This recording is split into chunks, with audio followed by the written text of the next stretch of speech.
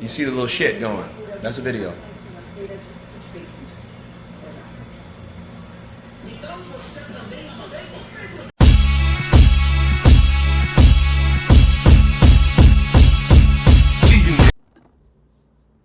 What's up, fight fans? This is Kurt DeVille with Counterpunch Boxing News, and I have some new news concerning Anthony Joshua, Lennox Lewis, and Tyson Fury, and what Tyson Fury and Anthony Joshua could indeed learn from Lennox Lewis.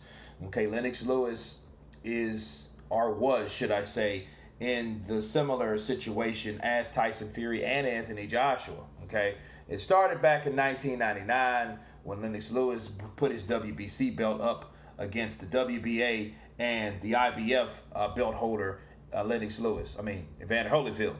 And he won those belts, okay? Now, the number one mandatory at the time was Michael Grant on the WBA.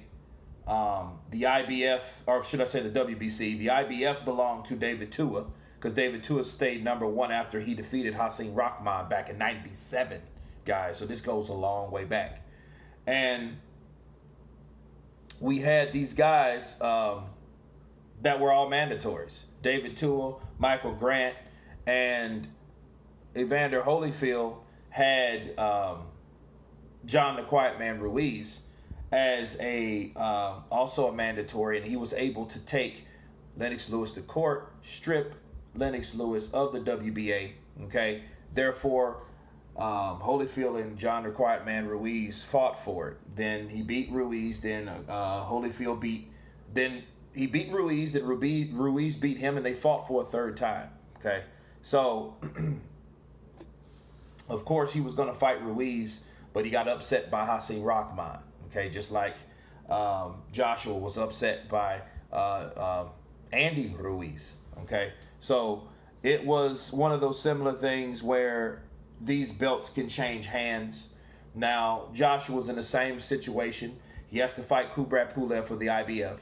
The WBO, of course, belongs to Alexander Usyk. If Usyk can get past Chisora, Deontay Wilder and Usyk, they are really holding it up. Or Usyk has the choice to hold it up.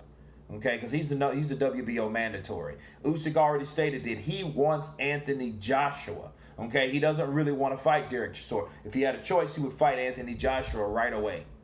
You know what I mean? Let's take the big challenge. Let's take on the cash cow now. Okay, let's not wait. And, you know, it's kind of dangerous waiting for Usyk in this case, because someone like Derek Chisora can come there and try to bum rush you, run you right over. Okay, so I can understand, and he's already earned his spot, so why not fight for that championship now? But the IBF comes first, simply because Kubrat Pulev and the IBF, of course, they're very strict. They're a very strict organization, okay? And they're not playing. They will strip you. Ask Golovkin, ask a lot of people, okay? They will strip you. Now, what they can learn from this is the more belts, the more problems. Lennox Lewis been there. He had all the belts, okay? He had those belts, and he had a lot. He was busy with those belts. Look at Anthony Joshua. He's busy. He's busy with mandatories all year. You know, even if, let's say, Joshua gets past Pulev,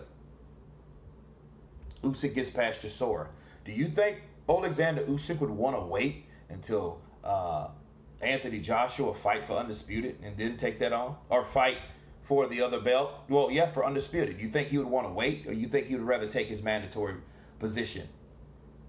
You know what I mean? Because he's already fought Chisora, and he don't want to really do that, right? So why would he, in fact, wait for Joshua to take on the winner of Fury Wilder 3 when he could take his shot then, because he's mandatory? He's already waited for Kubrat Pulev. Then he took a fight with Chisora. He might have a tough fight with Chisora. Okay, now you want him to wait again. So yes, so Deontay Wilder's clogging it up because of contractual agreement that he had with Tyson Fury. Those guys were married. They've been married for the last 2 years, it looks like, but they're definitely married for the next year. You know, and people want this fight to be at the end of the year. And you got to remember, Dillian White has to have his mandatory February 2021. So yeah, it's a lot to be done. You know, because Lennox Lewis is the guy that's been there, seen that, and the more belts, the more problems. Okay?